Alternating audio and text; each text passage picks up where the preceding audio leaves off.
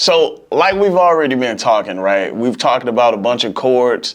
And if we're going back to the major side of it, we have the major triad, right? How do we make the major triad? Let's recap. You use the first, you use the third, and then how do we make that major triad? You use the first, you use the third, and the fifth of the major scales. Always understand that there's two different scales.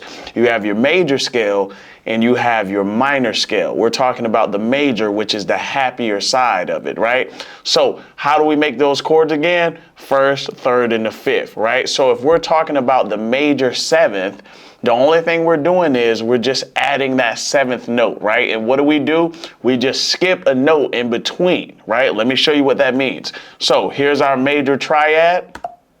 You can hear how happy it sounds, right? Let's take it up an octave just so we can hear everything, right? So if we wanted to make this a major seventh, the only thing we're going to do is we're going to add that seventh note. We're going to skip that note, which is the A, and we're going to add that B, right?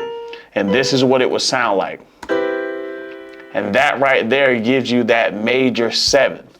So, like I said, keep following along the mini series.